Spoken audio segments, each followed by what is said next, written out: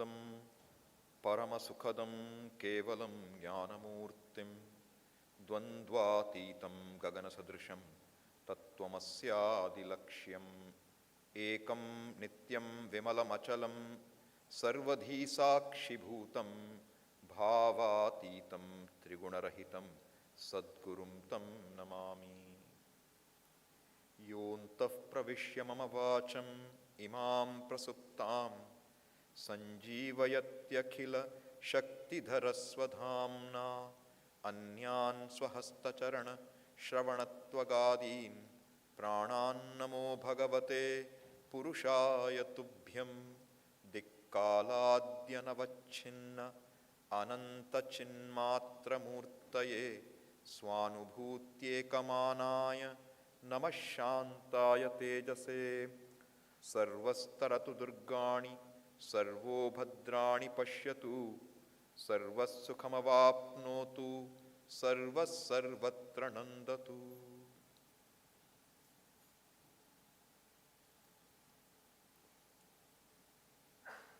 So we've seen that while we look for physical leisure in terms of time, that's not what we really want. That leisure in terms of time, a break from what I normally do, is a break so that in that break I want to do something else.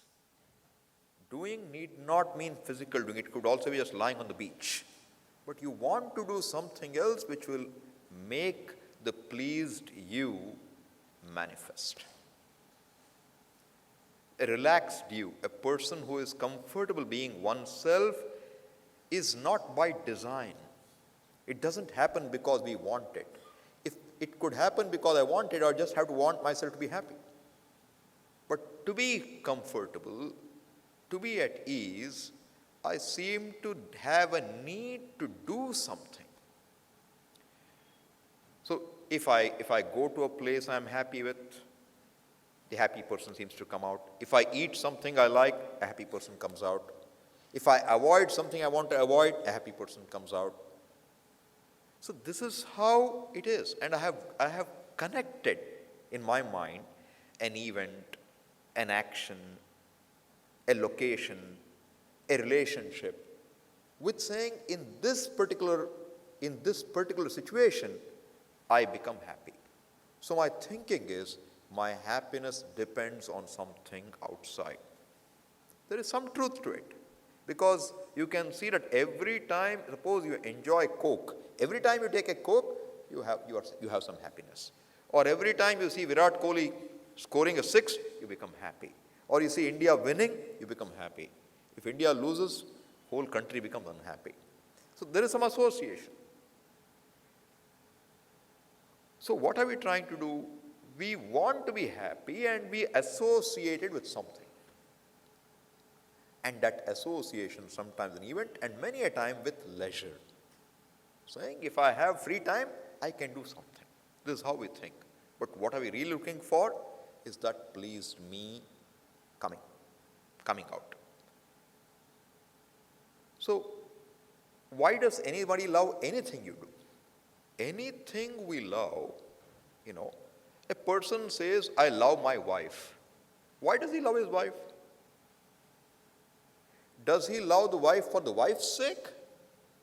Or does he love the wife so that he'll be happy? The wife says, I love the husband. Does she love the husband for the husband's sake or for her own sake? So if you look, one loves money. Do you love money for money's sake? Or what money can give you? From what money can give you? And what do you need? Why do you love what money can give you? If you keep questioning, you'll end up where again? It makes you comfortable. You love a relationship for relationship's sake? No. Do you love name and fame for name and fame's sake? No. So why do you love anything? Why do you care for anything in life? Because you think that will make the pleased self come out. So the association is, I want to be pleased. And in order to be pleased, I do something. I do something in order to be pleased. Is that true? Do I need to do something to be pleased? We will examine later. But right now, what pleases me is when my mind is undisturbed, when my mind becomes non-demanding, I say I am pleased. So each one's pleasure will depend upon what one's mind wants. Mind, when I say what one's mind wants, it appears that the problem belongs to the mind. Not true.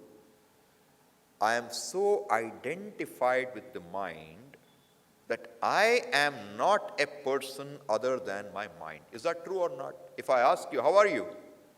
What do you say? Not a very casual, how are you, okay? A little more serious, how are you? What will you say?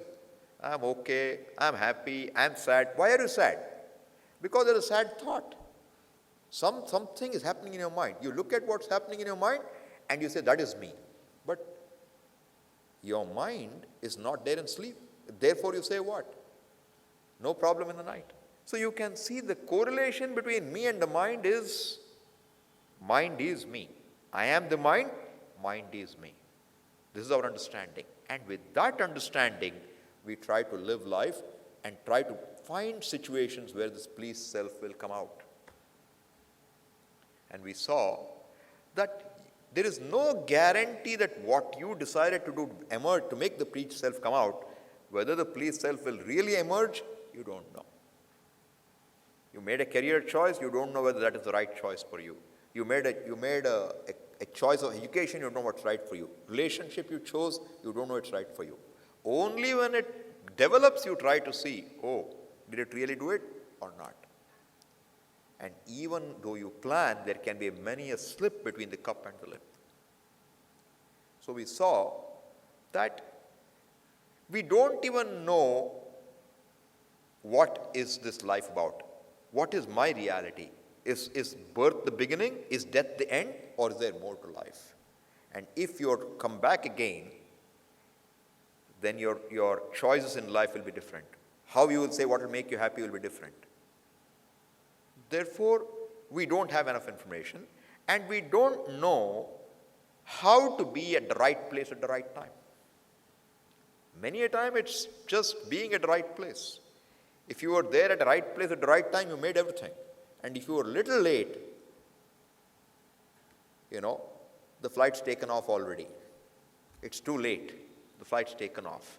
Happens to people, First time they're traveling overseas, they are told, your flight is on the 15th. On the 15th of January. And they are very ready. They go 15th January evening. And they are told, your flight was 15th 2 a.m. Flight's missed. Begin with the missed flight. You can't do anything about it. So I'm saying in the same way, if we don't know something, if you're not at the right place at the right time, things just happen. Suppose you started an export-oriented industry, focused on the United States last year, where would you be today? All your capital in and nothing coming out for it. Right? So suppose somebody else had gone in 10 years ago, he's probably made enough money to cushion himself against the tariff right now. Time matters. A startup company, somebody decides a new idea. They think it's a new idea. By the time they come to market, somebody has an identical product already. You don't go anywhere with it. How do you know you will arrive at the right place at the right time? What makes the difference between being born at the right place, being born at the right parentage? Do we have a say over any of it? No. How am I connected to the whole, the universe? We saw yesterday, everything really is connected. Each individual life requires the sun to be there. Do you think the moon is unnecessary? Is the moon required or not? Suppose the moon were not there, what would happen? Is it just a matter of having no moonlight for a dinner? The ocean, the tides wouldn't happen. And what the tides do, we don't know. Our scriptures will say that the moon pulls up the water for the plants. And in Coimbatore itself, I met somebody who looks at this, Melnal, Keelnal, which day you have to water the plants. On some days you water the plants, it will take it up. On some other day it won't. It's a science in itself. So I'm saying anything we think is irrelevant is not irrelevant. Is the appendix irrelevant? Now there is debate whether really the appendix is useless, should you remove it, or does it serve some purpose? Nothing is really useless in Ishvara's creation. There is some reason for it. For everything we believe there is a reason. That's how science progresses. Now the question is, why is the universe the way it is? Why am I a person, a human being? Why do I have a human body? Why a human mind? Why the human mind is different from an animal's mind? Why I have choice, and why I also have this self-judging nature? No answers. But there must be a cause for everything. Science can look at what is out there and study what is there and give a reason for it. So you look at science and you come up with reasoning. So you find out what happens when a person is happy. You find some chemical changes happen in the body. Now you can make chemicals to bring about those changes. Inject something and a person can be different. So you know how cocaine will work. You know how alcohol works. So I'm saying we use all these methods. In the 60s, spirituality is about trying out LSD. Because if you try LSD, you'll get a high, an artificial high. And why not be an artificial high? What's the downside for it? Unless you know the downside, there's only an upside. All the time you can feel good. Swamiji used to talk, in Rishikesh, he used to go to study Sanskrit in some ashram. And there was another Swami who would tell him, you are studying for moksha, hum to roj moksha mein jaakar wapas aate hain. So what does he have? He has these nice, marijuana leaves which are ground into a paste, and he'll call it marande. Nice balls. You take one ball, you go to moksha, and you come back. Your moksha you're fighting for. What do we have to do? Nothing. Hum moksha mein jaakar wapas aate hain. So Swamiji would say, Nalla marand marand. He will sing this song for us. So that is how people could take. So I'm saying, where is the truth for all this? Can I know why I am in this place in this time? Why a human body? Why the sun? Why the moon? Why the whole universe is the way it is? Science can try to fathom the reason for it, but it depends purely on perception and inference. And perception and inference can only take you so far. They cannot make you look at your truth. Understand this clearly. When science cannot go there, then alone the Veda has something to say. And what is the Veda? Veda is a means of knowledge. Where did Veda come from? Who gave this means of knowledge? That also came from the same cause from which the universe came. So says the Veda. All right? If you have any machine, who should write a user manual for it? Just hypothetically, suppose I gave you a phone on which if you type A, you don't know what you will get. You type A, you might get 1. You type B, you'll get 9. Do you know what to do with it? It's meant for, coded communication, let us say. How will you use that phone? You will have to ask the maker of the phone how to use it. What is the code? Only then you can use it. So if this universe has been made by somebody, who should give you the code for it? How does it work? It has to come from a maker. No, I don't agree. You have to give me a better reasoning why you don't agree. How do we know there's one cause for the universe? How do you know that there isn't? See, why should I have the burden of answering you every time? So you say, why is there a cause? I said, suppose something, why not let's say there's no cause for anything? Can you go with that route? No cause for anything. Suppose you don't have a cause why you feel hungry. Okay? And how the hunger gets satiated. One time you eat, you feel satiated. Second time you eat, you feel more hungry. Can you eat? You won't know what to do. I mean, the whole system will be in chaos because you don't know what to do with anything. One time you lift your head, lift your leg, you can put it down. Gravity pulls it down. Second time you put it, you start floating. When you work with that, unless there is an observed cause and effect relationship, can we do anything at all? So this cause and effect relationship is what a human being uses all the time to live life in a way which is somewhat predictable. Therefore, I'm saying, extend the same logic. Everything in the universe has a cause, and science will have no problem with that.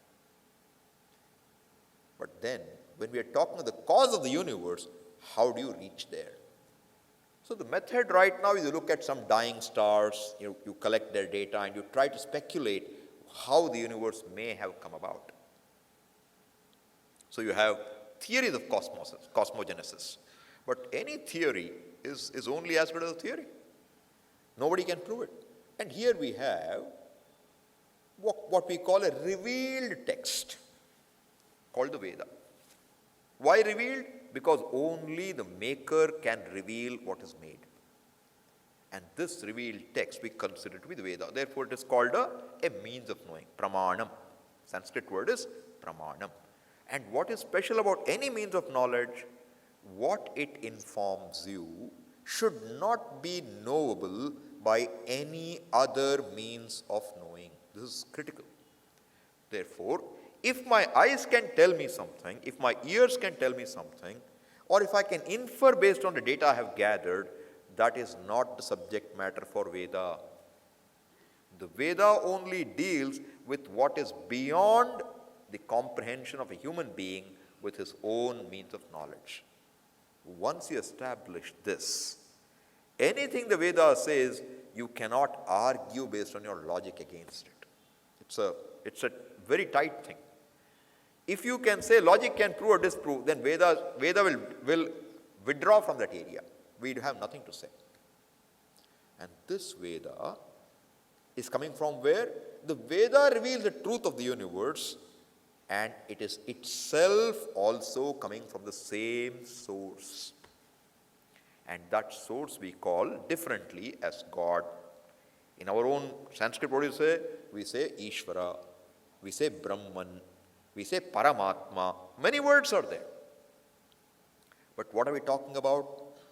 One cause. Jagat Karanam Brahma. Jagat means anything that you can ever objectify. Anything that ever becomes evident to you is included in Jagat. Jagat means the world, universe. Therefore, the whole Jagat, we say, came from one single cause. And that one cause is called Brahman or Ishvara. So what should the nature of the cause be?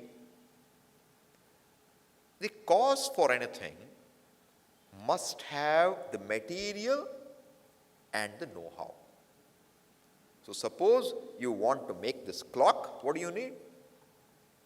You need the material, you need the mechanism which moves the needles, you need a casing, you need a battery to operate it. All this is material.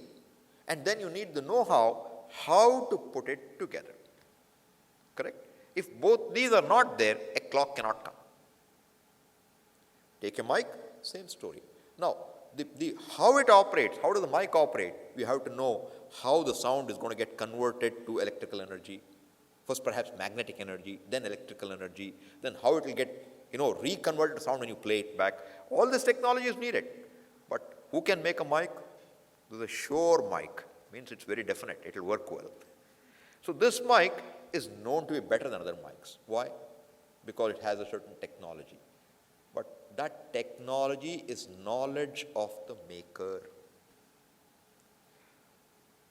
Therefore, anything in the universe that comes into being, which was not there and comes into being, must have material and must have the knowledge with which it is made. Who has the knowledge? A maker. So typically what do you find? You find the material, the clock maker is not here. Only the clock is here. When you buy a loaf of bread, you get bread, you don't get the baker home. When you buy a pot, you get a pot, you don't bring the potter home. Correct? Therefore, what is our normal thinking? Maker and material must be separate. How can maker and material be the same? Somebody raised a question. How can maker and material be the same?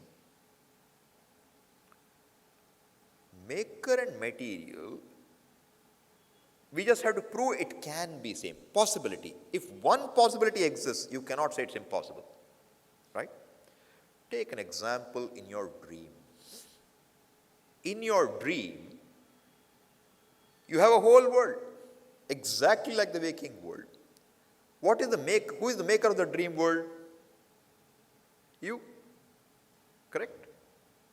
Who is the material? What's the material for a dream world? Where do you collect it from?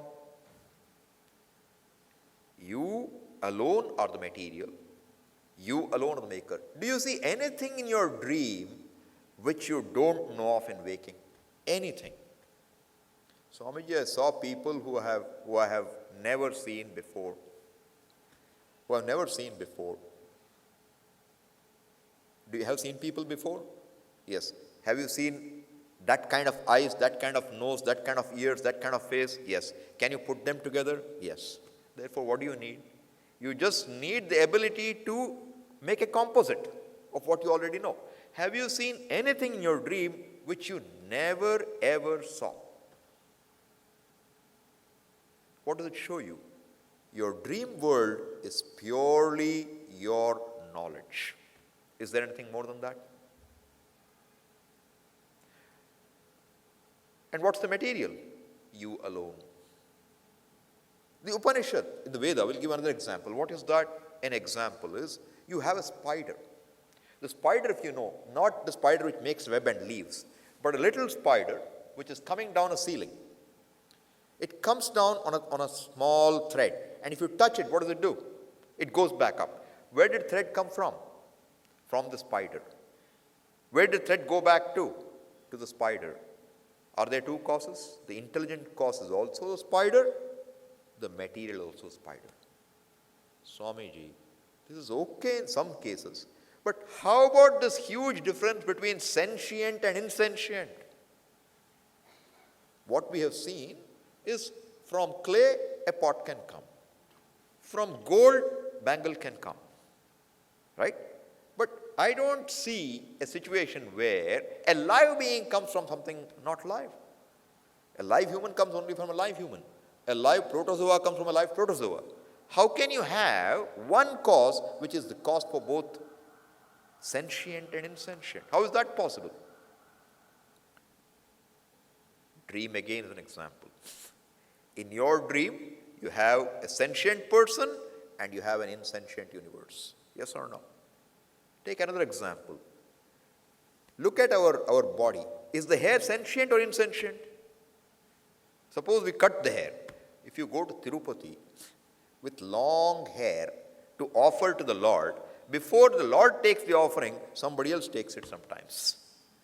They have a scissor and they take your hair without your knowing it. How? Because there is no sensitivity in the hair. You cut your nail. Do you feel the pain? No. Why? There is no sensitivity there. So what does it show you? The insentient hair grows on a sentient head. Okay? Take another example. Is the earth sentient or insentient? Insentient. What comes out of that? Live plants. Therefore, do you have an example for life coming from what is not live? There is. Therefore, this objection that sentient, insentient cannot come from one source is also knocked out. So, how many sources are there now? The Veda has to say what? There is only one cause which is both the maker and the material. One cause. What is the distance between the material and an effect? Suppose you have a chain. There's a golden chain, right? We call it a golden chain, right? How far is it from gold? What's the distance between gold and a chain? Is there a distance? No. So if I say there is one cause, which is the cause of the whole universe, what should be the distance between that cause and the world? What should be the distance?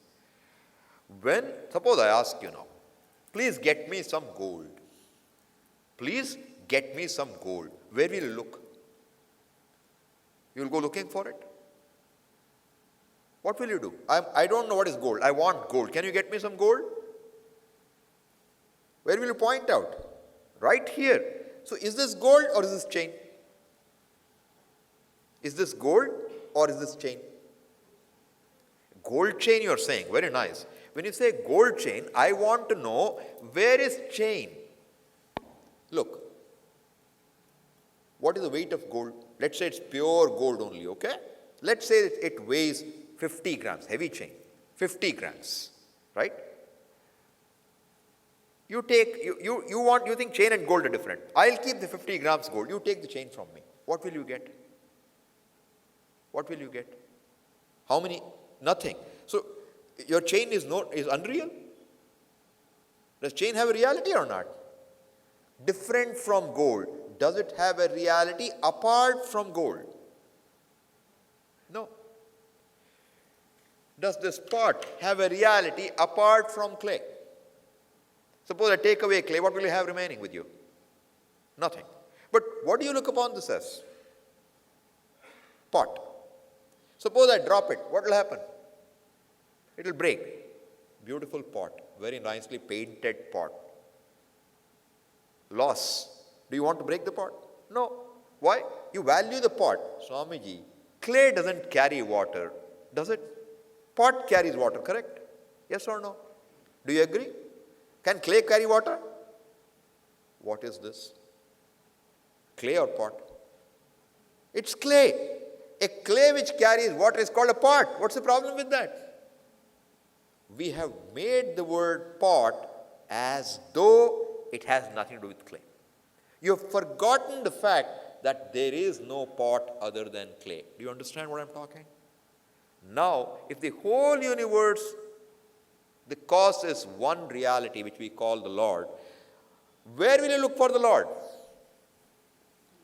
Where will you look for it? Out there? Up there? Or in the universe? Which part of the universe is away from God then? Which part?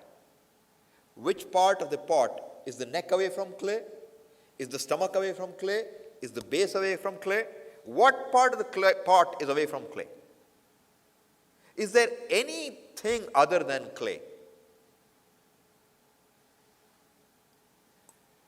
You go to the sea beach, you see an ocean, right? Now, there were 3 urchins on the beach. And they were told, young children, they were told 3 different things. They were told 3 different things. One fellow was told, you have to go and touch a wave and come back. Second fellow was told, you have to touch the ocean and come back. Third fellow was told, you touch the water and come back. Whoever comes back first will get a prize among the 3. They are given 3 tasks. All of them ran. All of them touched and came back.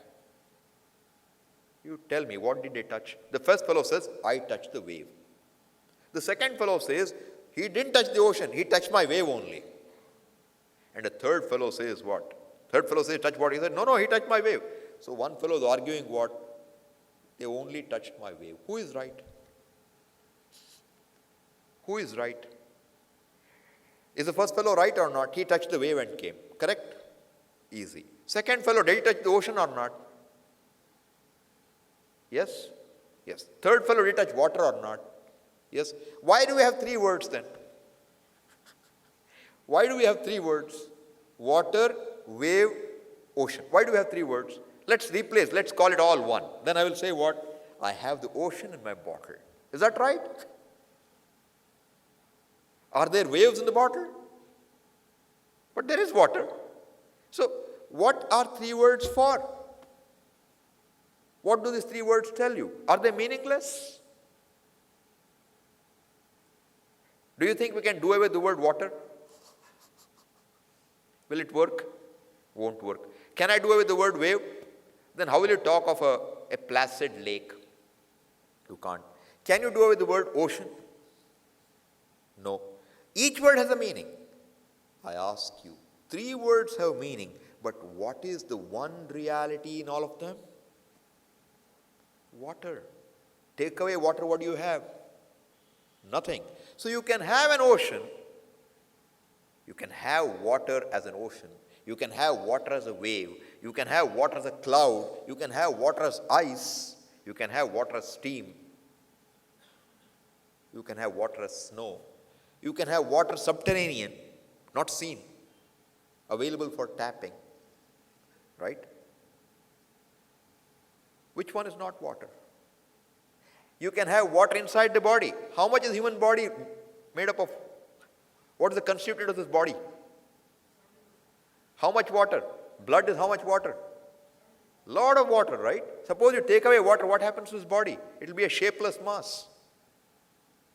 Right? So, is it water or not?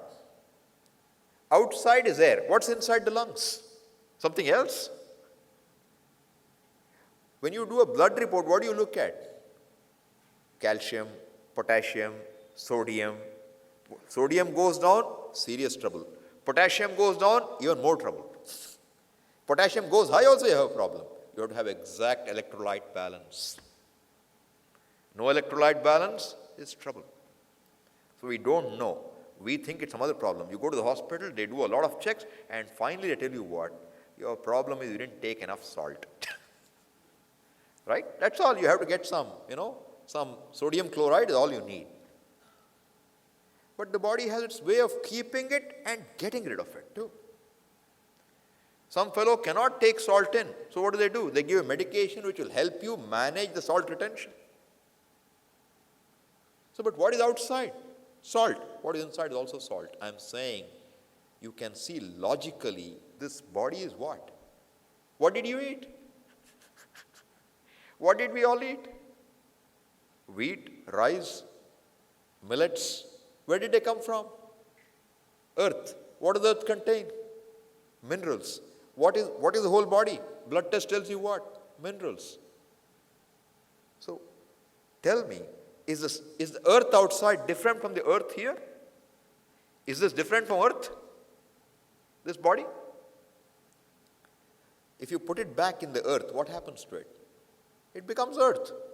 You put it on fire, on a pyre, you burn it. What does it become? Carbon. What is it even right now? Organic chemistry. Inorganic chemistry, organic chemistry. What's the difference? It's just how you look at it. Exactly how you look at wave, water, and ocean being different. There are no different things. If you really understand, water is the truth of the ocean and the wave. Correct? Yet, can you have a wave without an ocean? Can you have a wave in a bottle? In a glass? No. Do you have it in a river? Not necessarily. Large lake? Yes. Small lake? No. Moon has to do some work. Correct? What laws are based on what? Laws of physics. Whether you have waves or not is laws of physics. Depends on the mass of the water, the body of water. Suppose your body was one Kumbhakarna's body, huge body. Maybe you could have waves inside too. Laws of physics will follow. What do you check on the blood? You check the pH value. Chemistry is followed. You have biochemistry. Bio only because it's life. Otherwise it's inorganic chemistry. Correct? So I'm saying, what's the difference between outside and inside? Is there a big difference? Outside, suppose you have a tap, your pipes are blocked. What do? You call a plumber. Suppose your arteries are blocked, what do? You have to call a very glorified plumber, correct? Who knows how to deal with this plumbing inside. Same plumbing, blood pressure. You have to use Boyle's law and Charles' law, Same laws. Is it outside different from inside? Can you see how the whole world has the same knowledge underlying?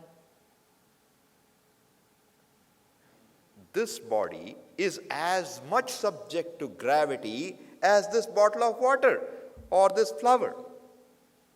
In school, we used to have this question, If you drop a ball of cotton and you drop an iron ball, which one will come down faster? Assuming there is no wind. What's the answer?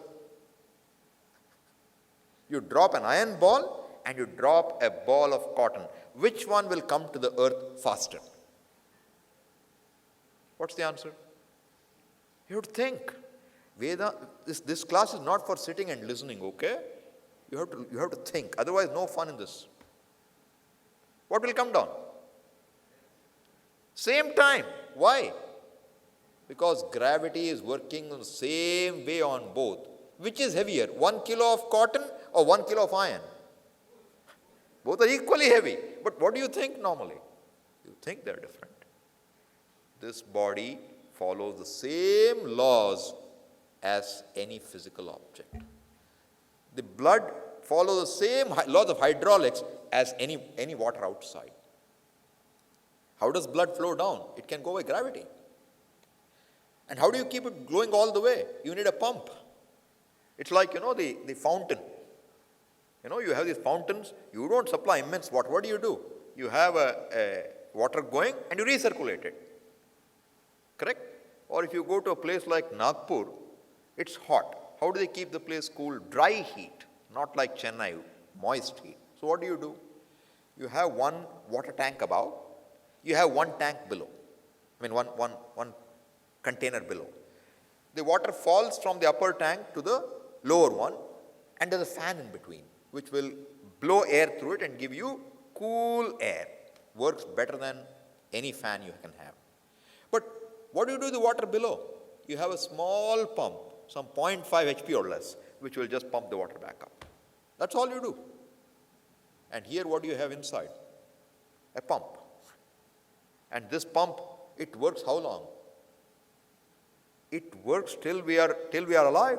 How does it work so long without stop? How does it work? And how does it work before the child is born and after the child is born? How does the child breathe when he is in the womb? How does he breathe? Mother's oxygen has to go to him. How does he breathe when he is delivered? He has to ingest air. What happens in that split second? Some control function has to happen, which disables that media and enables another one. How does it all work? Do you think this is all accidental? How much knowledge is involved in this creation? And it's all interrelated. If this body needs oxygen, if blood has to be oxygenated, every cell has to receive oxygen, the Creator has to know there is oxygen in the world. It cannot be just nitrogen.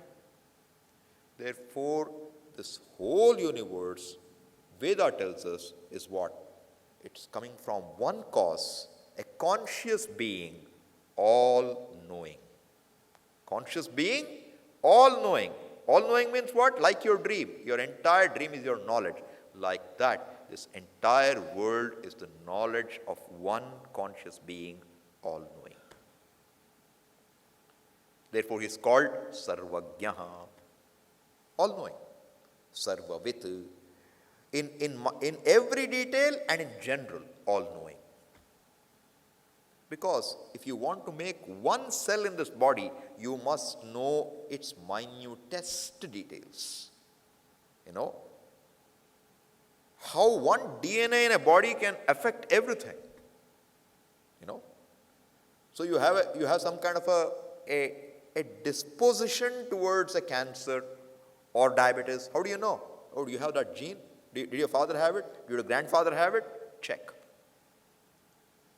So you can see that it's not just me. It's coming from my great-grandfather. There's a connection.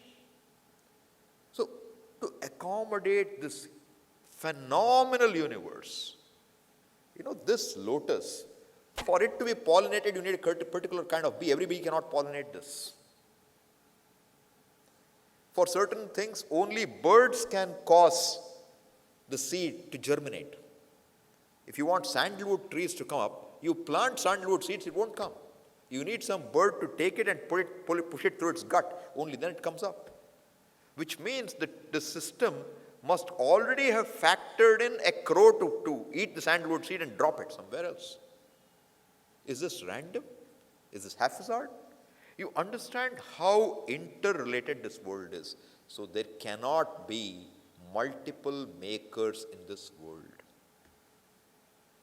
It's not like our electrical systems. Japan is 90 volts, India is 230 volts, USA is 110 volts, 60 hertz, 50 hertz. This is all human beings' business, so that you can make money. All you have to do is make different kind of plug points, and then you will have to buy one universal adapter. This is called business. Why not have one standard?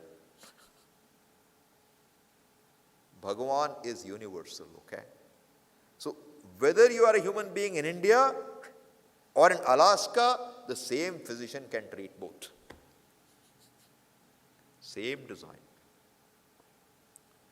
So I'm giving you enough reasons to see how this entire universe is interrelated and has to come from one reality, one source. Otherwise, one fellow made the world, one fellow made human being, one fellow made plants.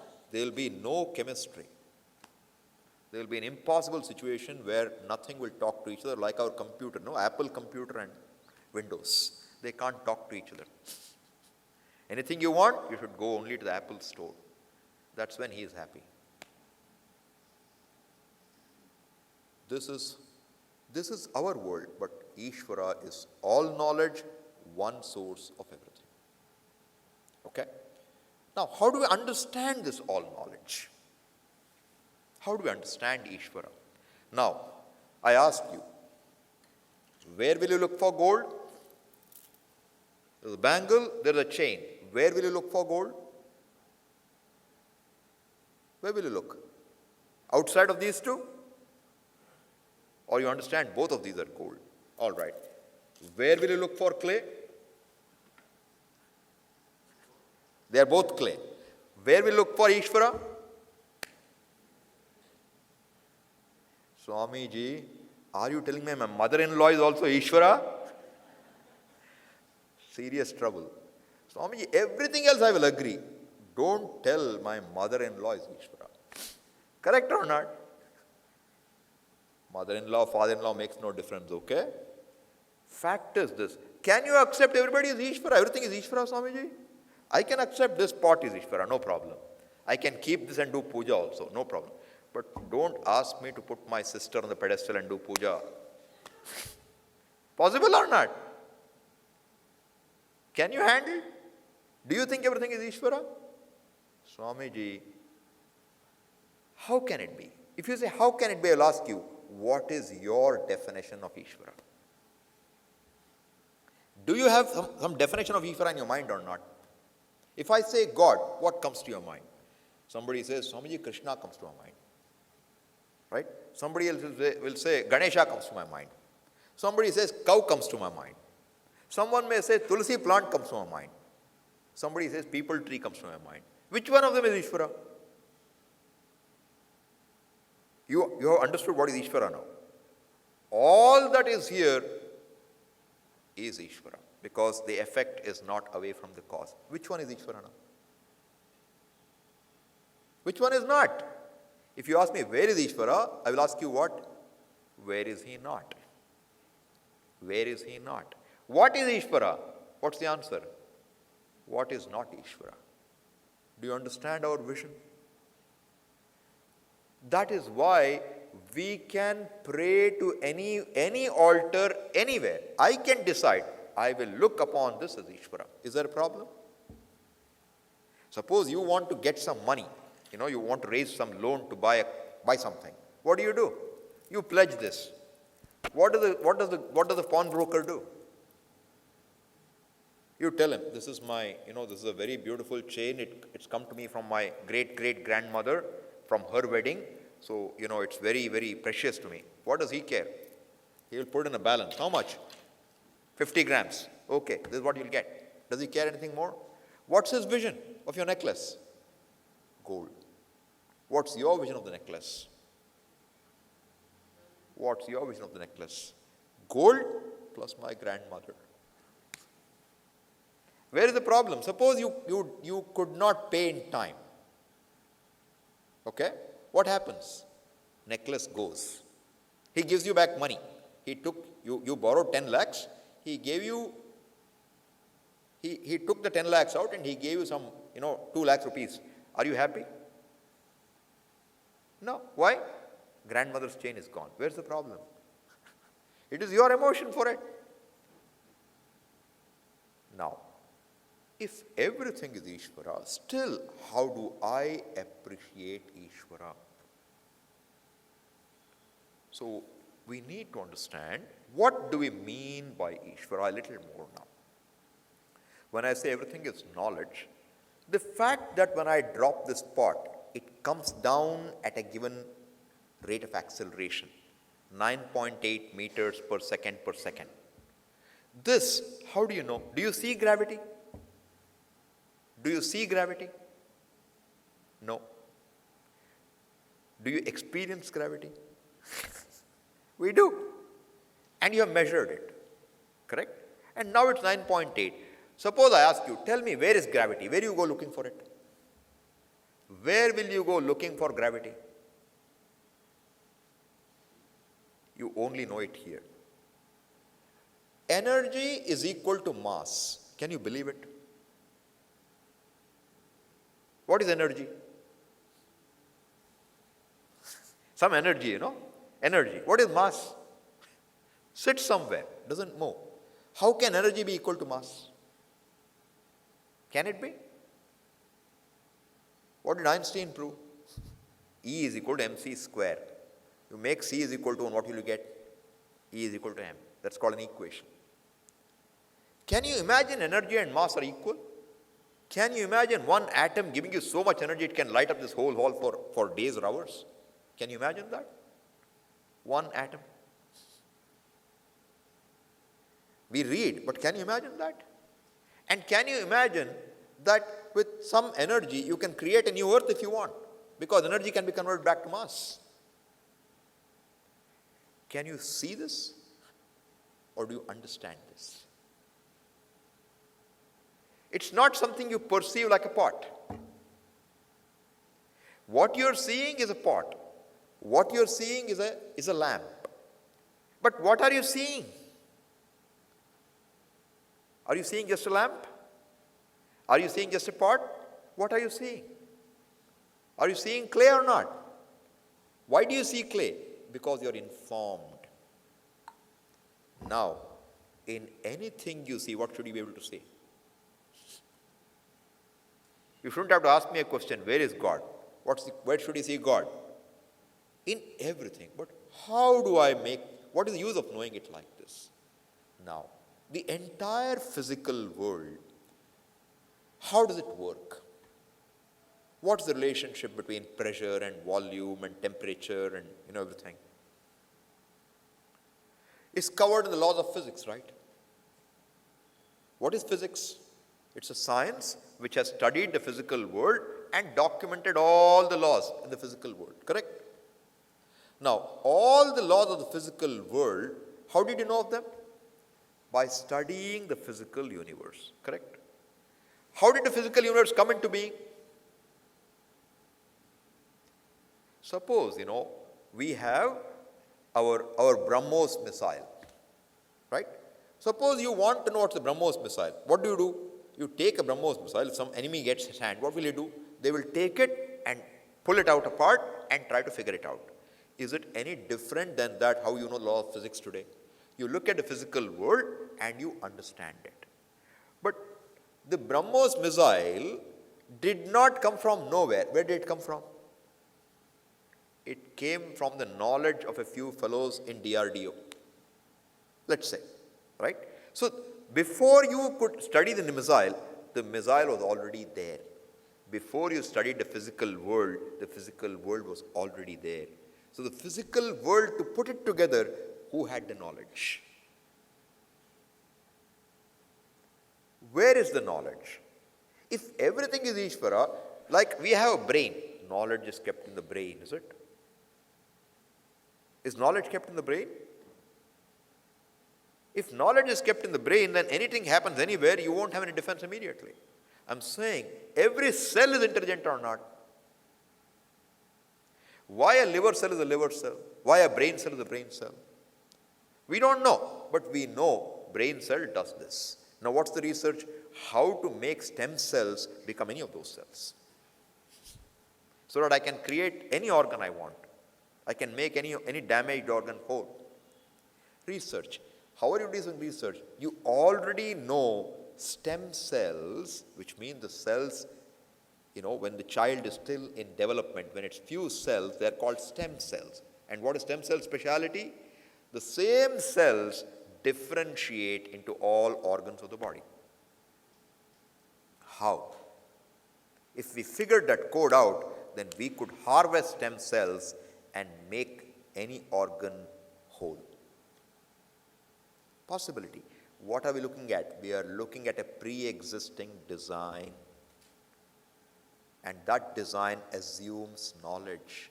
Therefore, all that knowledge was already there for the stem cells to show up in the first place, for this body to show up in the first place, for the sun to show up, for the moon to show up, for the earth to go around the sun. All this knowledge is already there. Where is that knowledge? The knowledge cannot be in a bottle, okay? The knowledge has to be in a conscious being. Therefore, Ishvara is a conscious being who is all-knowing. Physics is one way of looking at his knowledge. Chemistry is another way of looking at his knowledge. Biology is another way of looking at knowledge. Within biology, zoology is one way of looking at knowledge. Botany is another way of looking at knowledge.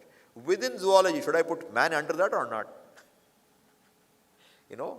We are also animals of one kind. So human biology you will bring in. Then what will you bring in further? You go to hospital, what do you find? How many specialists? 1, 2, how many? We don't even know the names of those departments now, All kinds of specialists are there. You thought you want to go for some problem with your knee. You go to some fellow, he'll say, I won't see this. Why? You go to the knee specialist. Correct? Everybody is different. And what is specialization? You know a lot about one thing, correct? Suppose you keep on specializing more and more, what will happen? You will know more and more about less and less. You extend it further, what will happen? You will know everything about nothing. Correct? If you take the limit, that's where you'll end up with. Imagine what is Bhagavan. He is a super specialist because he knows every part, but he knows everything about everything, not everything about nothing. Therefore, every field of knowledge, when you study science, what are you studying? You are studying Ishvara. Studying chemistry, what are you studying? You are studying Ishvara. Studying biology, what are you studying? You are studying Ishvara. What about the human mind? What about the human mind? Is that operating under some law, or is it an outlaw, standing outside the law? What does psychology tell you today? That if you had this kind of a childhood, this is how you are likely to behave. If you had an alcoholic for a father, this is how your life is likely to unfold. They tell you this. They have therapy based on that, and it works. What does it show? Even though each of us individuals are different, all our minds are governed by the same principles. Is it true or not? Who put the law as to how the mind will operate? That is also Ishvara. Now, suppose I want to cook. Suppose I want to cook Mysore pa. Famous in Coimbatore, Mysore pa. What I cook may not look like Mysore pa. It might look like something very different. It may be unrecognizable. Why? because I don't have the know-how for Mysore pak. Correct? Suppose the all-knowing were to cook Mysore pak, how will it come? It has to be exactly as it should be. So what does all-knowing mean? It means there is no error, there is no mistake. Mistake is only possible when there is deficiency of knowledge. When I don't know enough, I can make a mistake, which means if the all-knowing Ishvara is what is manifesting in the universe, can there be anything wrong in the design? The design is exactly what it should be. How do I think it should be different? Because this head has only this much capacity. So it thinks that why Bhagavan has made this sorrow and happiness and anger and loneliness. Why didn't he make a world without all troubles? Why every person should not be well? You know more or Bhagavan knows more? Any thinking you have is whose knowledge? Whose knowledge? Any knowledge you have, you tell me, any knowledge you have about the world, where did it come from? By observing world. How do you know this is a lotus? Because when we were children, sometimes somebody showed you lotus, lotus, lotus, and you asked 25 times, what is it? Lotus. 26 times, what is it? Lotus. 27th time, lotus. Then you know, lotus. What is this color? Yellow. No. Pink. This is yellow. Pink. What is this? Pink. No. This is pink. This is how we learned. Is that not true? And now what do you know? Pink. I'm an expert. I'm very knowledgeable. I can teach the grandchild now what is pink and what is yellow. But where did you get this knowledge of pink and yellow? You learned from what is already pink. Therefore, any knowledge you have is gained from a world which already existed. And the world is the knowledge of Ishvara. Therefore, where do you stand a chance of saying Ishvara doesn't know what he's doing? Then where is the issue? Swamiji, why did God make sadness? Is he happy making us all sad and crying and having, depressions and stuff like that? Why did he make the world like this? If he was standing apart and laughing at you, I would agree with you. But where is God? Where is God? Everywhere. Are you away from God? Is a wave away from the ocean? No. Therefore, if you don't recognize the fact that if you are in the form of a wave in an ocean, what is the wave's nature? As a wave, it will rise, it will fall. A tide will rise, it will fall. Does it affect water? Does it? Does it affect the ocean? The ocean is calm. The ocean is choppy. Does it affect the ocean? No. And whether the ocean is calm or choppy, does it affect water at all? No. But does it affect the wave? Waves come up and down. Now, if water thinks I'm a wave, how will it feel? I'm always subject to going up and down. Why did God make me like this? Who is the God for the wave? Ocean. What will ocean say? Why are you distancing yourself from me? I am you. Do you understand the problem? If you see that you are always one with the ocean, and the nature of the wave is to be born and gone, where's the problem? If you understand the nature of this body is to come and go, where's the problem? The nature of this body is to fall sick now and then, where's the problem? It is not that God is separate. COVID bacteria is also Bhagavan. Everything is that one reality. Then Swamiji, what is this life about? What is the goal of life? Why do you get upset? Why do we become sad? Why do we become angry? Why do you become angry? Because something you don't want happen, correct? Something you don't want happening, happened. Why do you become sad? Something you wanted didn't happen, or something you don't want happened to you. Yes or no? Now, if you are holding on to your something very dearly, what do you hold on to? This body you hold on to very dearly, right? And you want the health of this body to be okay. But then when you go, you suddenly find what? Sugar is, HbA1c is 7.5. What do you do? It is subject to happening. So what can you do? What's the normal response? You do what can be done. Correct? So I'm saying, when things are subject to law, if I don't want this to fall, what should I do? I keep it on the table. I don't leave it here. I put it here. If you leave it here, it will drop.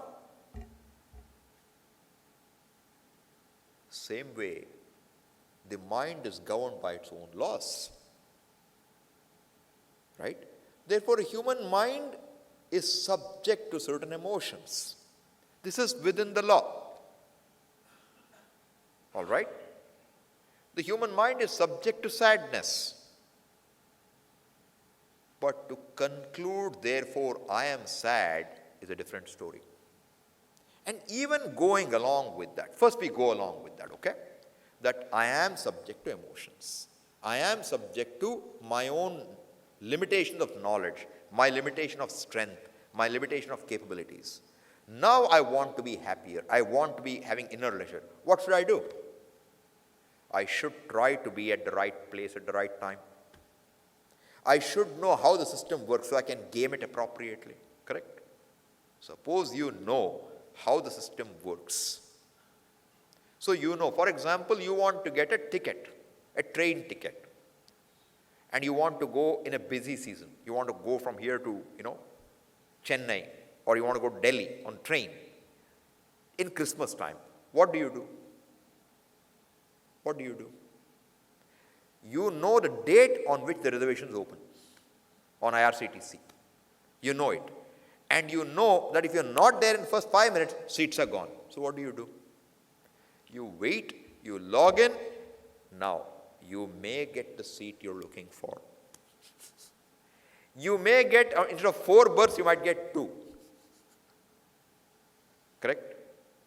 You may find that you got even second AC, which you didn't expect you will get.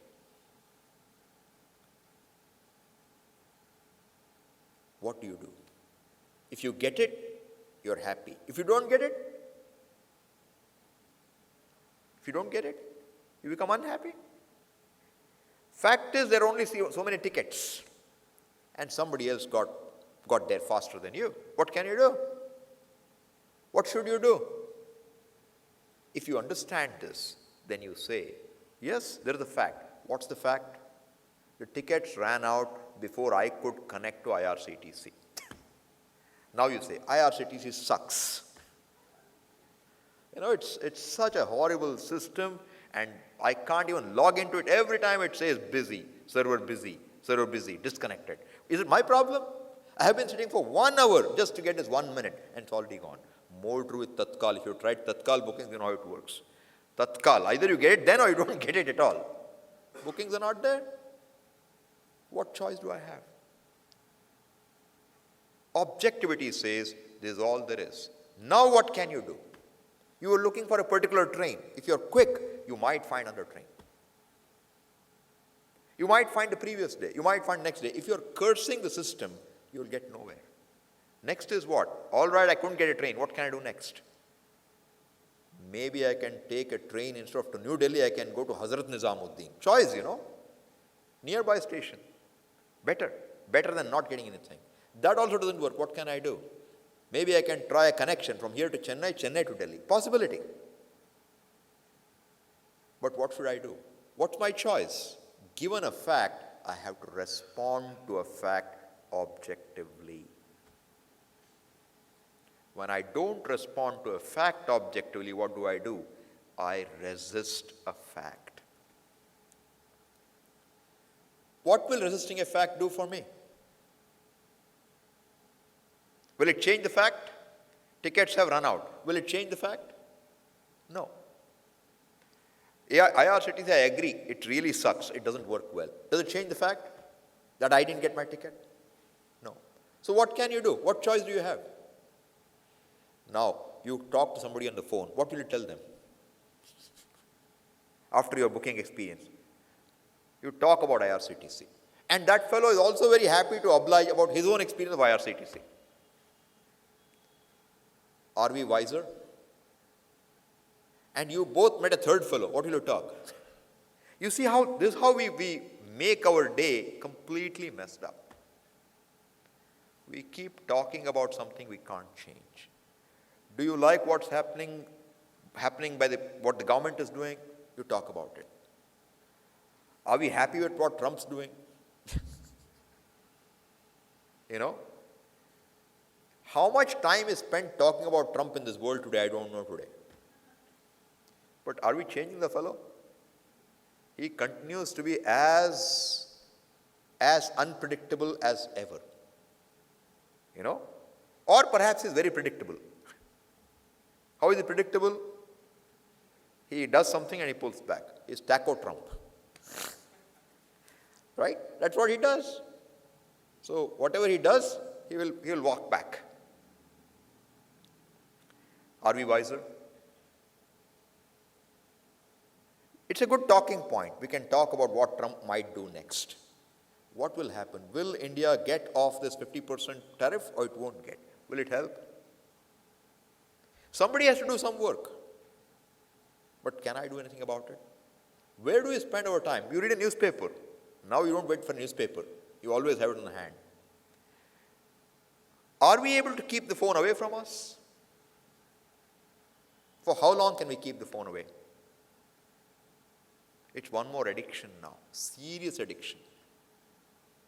If I don't have a phone, I feel I am on an island, lost, totally lost. Correct? Is it less serious addiction than alcohol now? And then I abuse the system and I say, I'm not okay, I'm unhappy, this doesn't work, that doesn't work. So what's the way to live? We have to be objective. What does objectivity mean? We have to see things for what they really are. We have to be objective means I have to know a reality. And what is the reality of the whole universe? It's one Ishvara. What is your distance from that one reality? 0. Yet, I see myself as an individual, separate from everything else. And this is not a reality, this is not something I've inquired into and arrived at, but I find myself in a body. Is that true or not? You didn't decide to create this body. You find yourself responding through a body. You find yourself walking, talking, eating, drinking, thinking. And one fine day you find that this body doesn't respond anymore. And what do you say then? He left. Who left? Who left? Body is lying here. Who left? Somebody left. Why did he leave? You're crying. Why did you leave? Why did you leave? You left me to suffer. Beat your forehead. Do all this. Make a lot of noise. Why? Can't handle it. Can't take it. But I told you, one definite thing is what? If anybody comes, they have to go. So what should you do? You have to dispose the body. What else can you do? But can I not cry? Can I stop crying? Is it in your hands? Emotion is again not in your hands. Note. Do you choose to get angry? Do you choose to become sad? I want to become sad. So long since I became sad. Do we? I want to have a long face. Do we choose? No. You find yourself to be angry. You find yourself to be sad. You find yourself frustrated or not, agitated. Find yourself restless or not. 1 hour sitting in this hall is very difficult. It's too long. right? Too long. For some people it's too long, but for some other it is not. So what makes you restless? That's my mind. Can you change the mind? You can over some time. But right now the mind is the way it is. Right now, let us say I can't walk 1 mile and I have a great desire. What? I want to go to Kailas Mansarovar. What will I have to do? What will I have to do? I'll have to go for training. And what does training do to you? It unlocks the manifest potential available in your body, does it not? So you know by going for a physical training, you can improve the muscle tone. That is order. That is Ishvara. You understand what I mean by Ishvara? Knowledge means there is a cause-effect relationship. Everything is related to its cause, including every emotion we have, every thought we have. And it's not just that. This Veda, which is, I told you, like the user manual Bhagavan gave to us and says, look, here's my user manual. You want to live life well? Here's the user manual. And what does it tell you? It tells you that, look, the actions you can do. How do you try to improve things in our life? We do things. The human potential includes an ability to do. It's called Kriya Shakti. An ability to wish for anything. You can wish for anything you want. It's called Ichha Shakti. You can wish, I wish I could fly. Why not? You see an eagle soaring, you also want to soar. Not anything wrong with that. And you have a third aspect. What is that? Jnana Shakti, an ability to know. These three are potentials we are given. And each of them we have to use. We can use. The potential that this brain can think, we have a thinking brain is given. That is Ishvara. How much it can think is given. How much you can grow it is given. Brain is same, but how the gray matter works is different in each head. You know? So what determines what this body is about? Why this body is different from another body? What is the starting point? DNA? Heredity? Why heredity? That's also the law. Therefore, the Veda talks of the fact that every action we do will produce two kinds of outcomes, can produce two kinds of outcomes. One is called seen results, drishta phalam. Another is unseen results, adrishta phalam. Adrishta means unseen. Drishta means in Sanskrit, seen. Adrishta, unseen. What is unseen? Two possibilities. Favorable to you, to what you want, unfavorable. If it's favorable, we call it punya. Unfavorable, we call it papa. What produces favorable situations? I don't know. Veda tells you. Reach out, help somebody, it will produce favorable results. Do a prayer. Prayer is what? We'll talk about it tomorrow. Prayer is about relating to Ishvara. I am a son when I relate with my father or my mother. I am a brother when I relate with my brother. I am an employer when I relate with my employee. I am a speaker when there are listeners. When are you a devotee? When are you a devotee? When you relate with Ishvara. Are you related to Ishvara or not? Are we related to Ishvara or not? Is there anything in the universe which is not related to Ishvara now? What did we see? Everything is Ishvara. But then, where does any relationship happen? In this mind. Where is the sense of I expressing through this mind? What is your sense of success and failure? Where is it? In your thinking. Therefore, a correction should come where? In that thinking.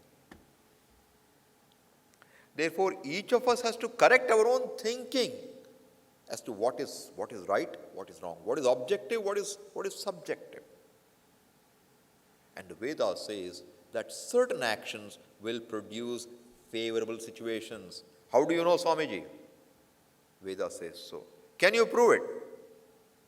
I can't. Can you disprove it? You can't either. So that makes us the same. No, I don't care. It doesn't make sense. I don't believe in all this. You have a choice to not believe. But you tell me why you are different from your brother or sister. Why two twins are different. Why? Why they think differently. Why they have different likes and dislikes. You know. You can't explain anything. Unless there is a reason. And will science say, okay, there's no reason and give up? We always look further. How much further will you look? Every fingerprint is unique. How much further will you look? How will you decide what fingerprint, who decides what fingerprint comes? Who set up the uniqueness? No supercomputer can handle this. It's all distributed computing. You know, so many CPUs with so many threads, and everything is working in tandem. That's called Ishvara. Therefore, to live a life which is free from stress, free from anxiety, means to live a life recognizing realities in the world. And recognizing realities means there is no reality understood unless you understood that one reality which is behind all realities. That reality is what we call the Lord or Ishvara. And to understand Ishvara, to see that all that is here is Ishvara, including my mind, my body, my senses, situations, laws, everything is to see objectively. Within that objectivity, there is a mind which has a possibility of pain, possibility of feeling small, feeling miserable. Just like within the ocean possibility, there's a possibility of a wave, there's a possibility of a tide. The tide is not negated by the ocean. The wave is not negated by the ocean. But if the wave wants to be of a particular size in a particular place, if it has some control where it is born, it could do something. The human being, we say, does have some say about how and where you manifest as life. That is through karma, through action. Punya papa. So what you do will produce results, and that result decides what your future body will be like, what your future situations will be like. Therefore, it's like a continuous loop, running. What we are today is the result of all that in the past, and what will be determined by what's the past and what I do today. Who will tell me this? No science can ever tell you this, because science believes that we are all equal and we should perceive everything. You can never perceive what's behind the cause of this universe. And Veda unlocks that for us. And the more we understand Ishvara, the more objective we become. If you see that everything is as it should be, then the mind has recognized I don't fight facts, I respond to facts. I don't react, I act. And that is something we will start looking into tomorrow. Om Purnamadav Purnamidam Purnat Purnamudachyate Purnasya Purnamadaya Purnamevavashishyate. Om Shanti Shanti Shanti. Harihi Om Shri Gurubhyo Namaha. Harihi Om.